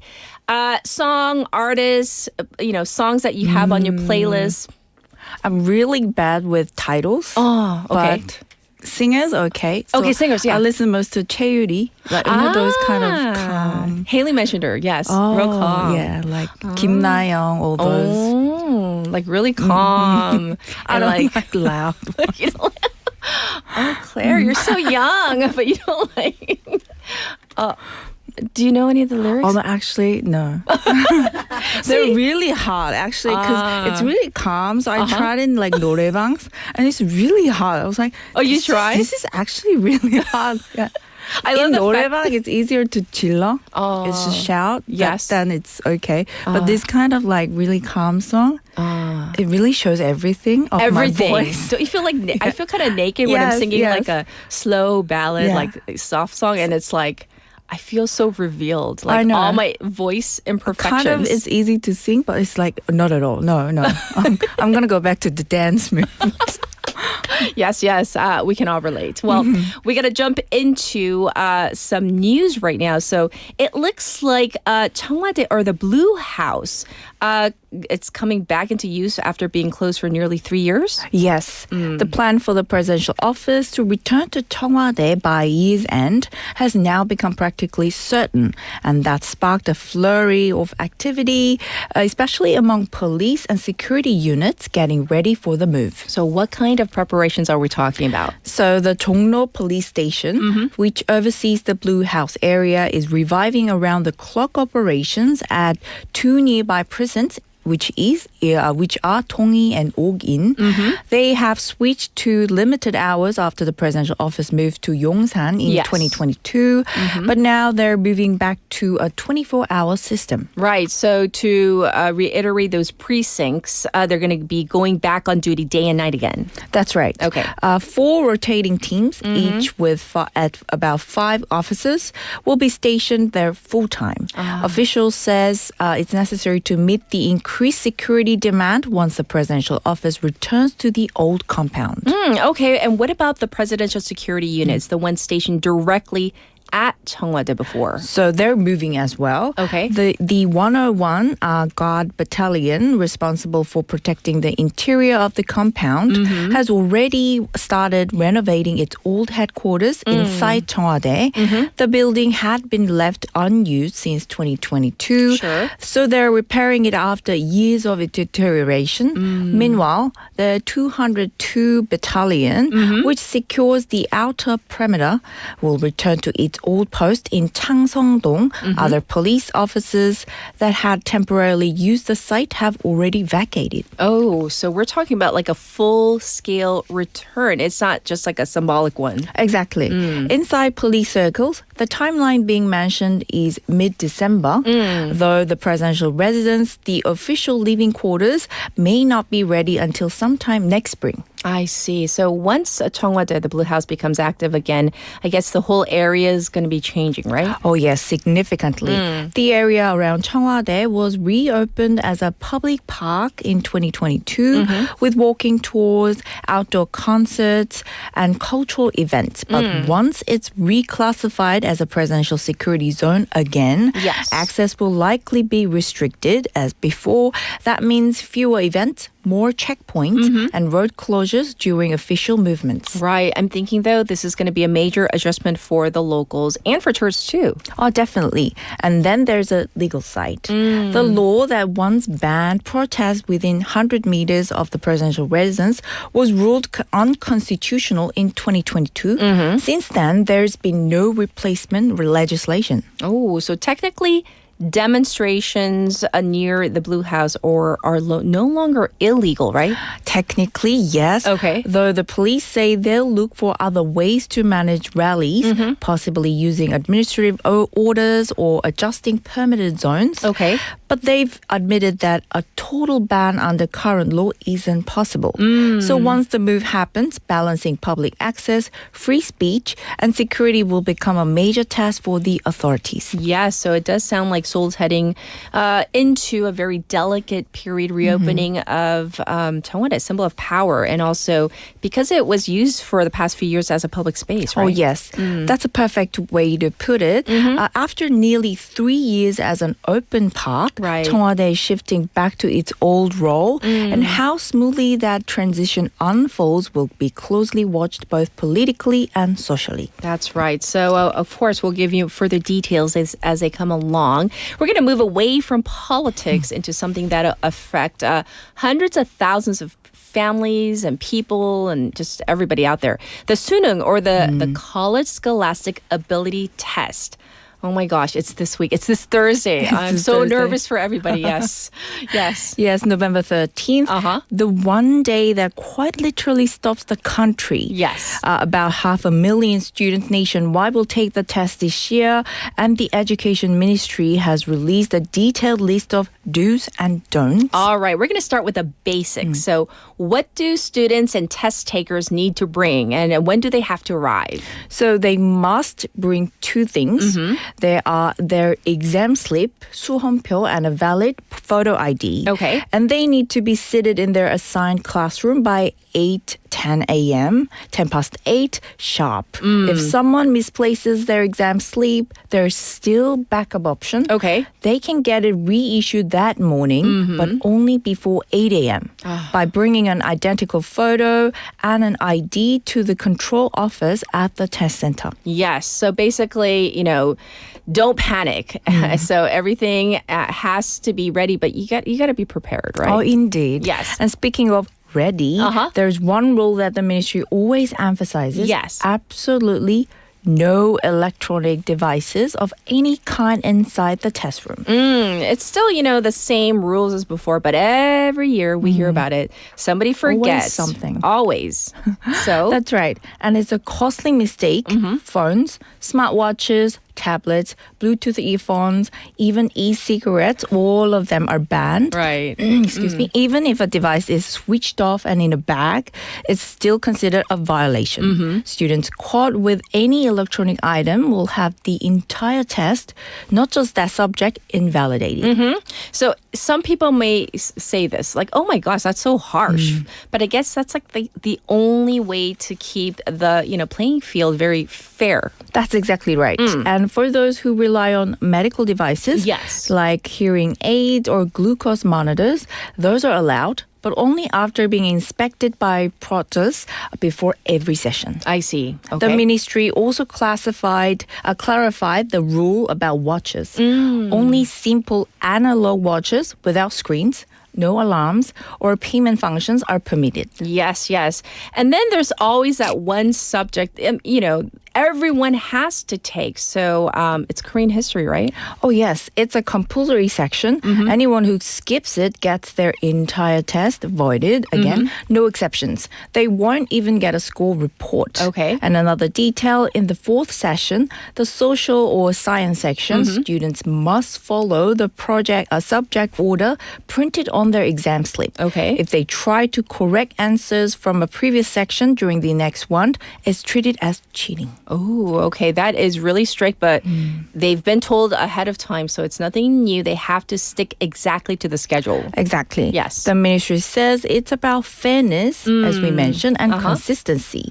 Even the writing tools are standardized. Yes. Only the official black computer pen 검사 provided at the site can be used for answers and handwriting verification. Yes, and I'm thinking they're also preparing for any possible emergencies. Yes, they are. The ministry instructions include what to do during earthquakes or other unexpected events. Basically, stay seated, stay calm, and follow the proctor's guidance. Yes. They've also released an online guide and instructional videos on the official Sunung site, which is Sunung suneung.re.kr for students and parents to review in advance. Right. And I know, like, for us here in Korea, we know how big of a deal this is, but it really is a nationwide event. And, you know, planes, they have to change flight times so that students aren't distracted by noise, right? That's right. Subways and buses run early, stock markets open late, and air traffic pauses during the English listening section. The country quite literally reshapes itself for a few hours so students can focus. Right. It is one of the most unique, so Korean moments, right? The Suneung English listening portion. Hopefully, you know, all that prep pays off for all the students, all the test retakers come this Thursday. Absolutely. Months or even years of work come down to one day. Right. And this week, the nation will be quietly cheering them on. Yeah, and the key is quietly. Quietly writing. Yes, yes. No noise. All right, thanks for going over all the logistics for the upcoming Suneung exam this Thursday. Now we're going to move on to the United States, where the ongoing federal government shutdown is causing real trouble. And we were talking about flights earlier, but for flights in the States, ooh. Yes, that's right. As of November 10th today, the shutdown has reached day 41, and the impact is spreading for far beyond government offices. It's now hitting air travel. Yes. Thousands of air traffic controllers have stopped reporting to work, forcing the Federal Aviation Administration, or FAA, to cut flight operations nationwide. That's right, and it does sound quite serious. How bad are the numbers? So that's pretty severe. On Friday alone, more than 1,460 flights were cancelled and about 6,000 delayed nationwide. The day before that, over 1,000 flights were cancelled and 7,000 delayed. So we're talking about 2 straight days of widespread chaos. Ah, indeed. So which airports are seeing the brunt of this, the worst of this? So obviously, the big New York, Chicago, and Atlanta's, all major international hubs. In Atlanta, flights were delayed on average of nearly 5 hours. Ooh. The FAA says it's already reduced traffic at 40 of the country's busiest airports by up to 10%. Okay. And if staffing doesn't improve, that could double to 20%. Ah, so those are the figures for the airports, but I'm thinking the airlines are being hit hard too, right? Absolutely. Major carriers, American, Delta, United Southwest, have all had to consolidate routes, delay schedules, and even ground some domestic flights to cope. Yes. The FAA administrator said between 20 and 40% of controllers didn't show up for shifts last week, calling the situation a direct threat to aviation safety. Right, and that's pretty alarming. And this is all because of the shutdown dragging on with no budget deal. Exactly. Lawmakers still haven't passed the federal budget. Around 800,000 public employees are either furloughed or working without pay. The Senate held a rare Sunday session to keep negotiating, but as of this morning, there's still no deal. Right. So going beyond politics at this point, it's an economic and safety issue too. Right. Travel analysts warn that if the shutdown continues, the U.S. could face longer delays, higher ticket prices, and reduced international routes heading into the busy Thanksgiving season. And this is already the longest government shutdown in U.S. history. So the pressure is on both parties to end it soon. Yes. So just a stark reminder of how political gridlock can really spill over into everyday life, right? Exactly. The skies are often the first place people feel it. Right now, they're showing the cost of inaction in real time. Yes, indeed.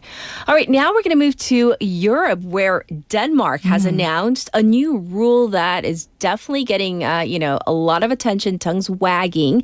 The country plans to ban social media use for anyone under the age of 15. That's right. The government says it's an urgent step to protect children from harmful online content. Okay. The Digital Affairs Minister pointed out that 94% of Danish kids under 13 already have at least one social media account. And over half are under 10. Yes. So how are they going to enforce this, though? I'm thinking, through technology. Interestingly enough, they're planning to link social media access to a national digital ID system and a new age verification app. Okay. Every user would have to verify their age before creating an account, and platforms that ignore the rule could face EU fines of up to 6% of global revenue. Wow, so that sounds like a major financial threat for the big tech companies. Oh, it is. Yes. And that's the point. Denmark wants to push companies like TikTok, Instagram, and YouTube to take child safety obligations seriously. The law still needs parliamentary approval, but officials says it could come into force once the ID system is ready.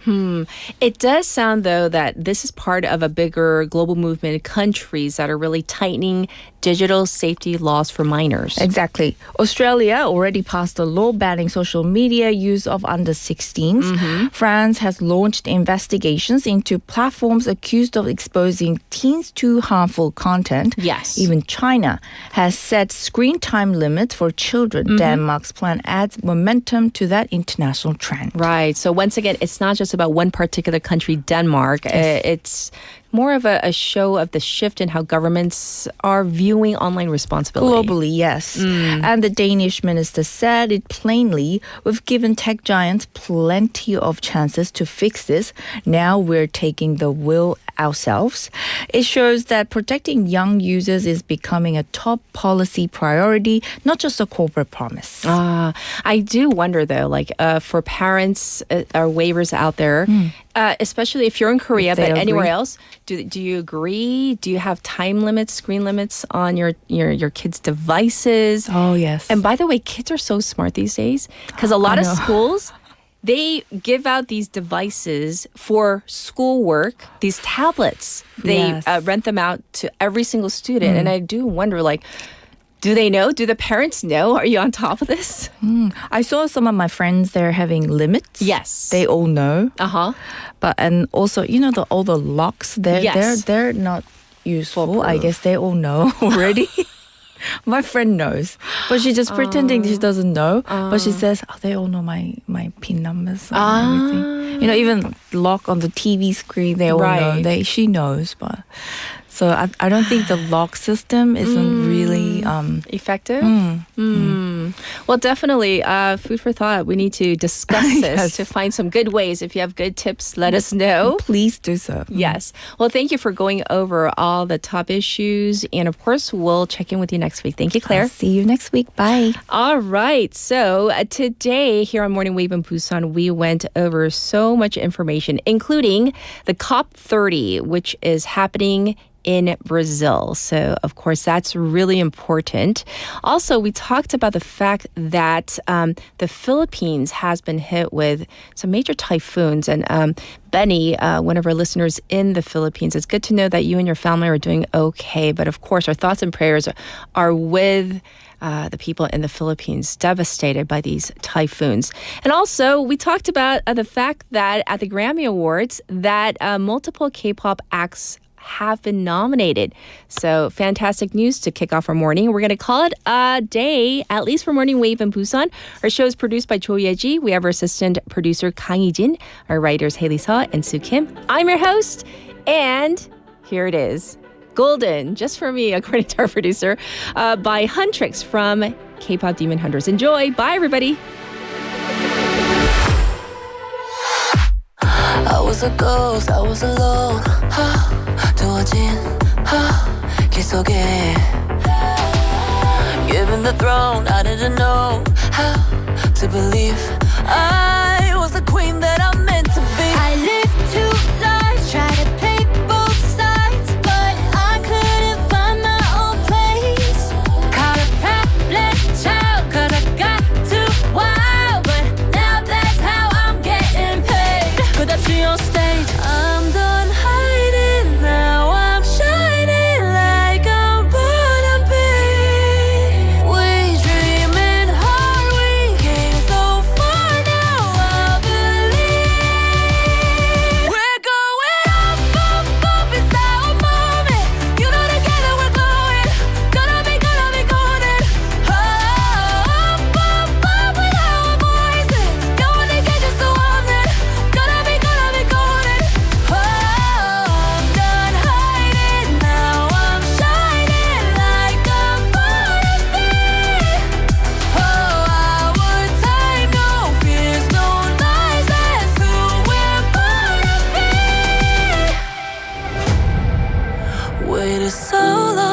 break these walls down, to wake up and feel like me.